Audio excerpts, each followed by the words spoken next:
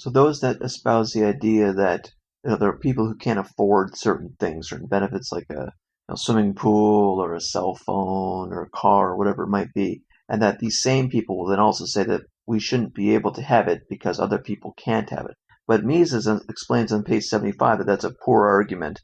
Yeah, so he says if those who have today the means to buy a television set were to abstain from the purchase because some people cannot afford it, they would not further but hinder the popularization of this contrivance.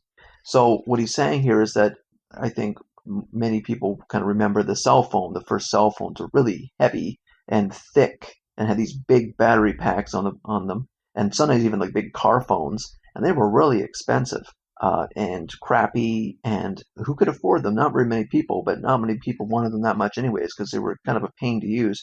But that first invention of trying to get a cell phone to work, try to make a practically built cell phone. These were purchased by wealthier people who wanted them and didn't mind the inconvenience, I guess, as much as the benefit of using a cell phone and being able to call wherever you want.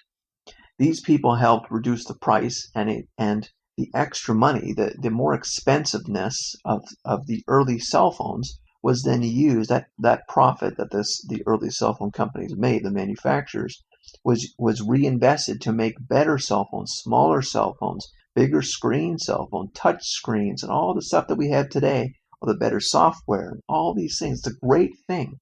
But yet we have people, again, propagandized individuals essentially, that think that, well, if something is early and really expensive and not many people can afford it, we shouldn't, that's a bad thing. We should just socialize that cost. But that would actually hinder, it would slow down the progress that is had by reinvention and redesign of earlier expensive things into cheaper things for the masses. And you can think of basically any invention in which it goes through a process of an expensive prototype and ends up as a cheaper and superior product that everyone can afford. And why would someone be against that?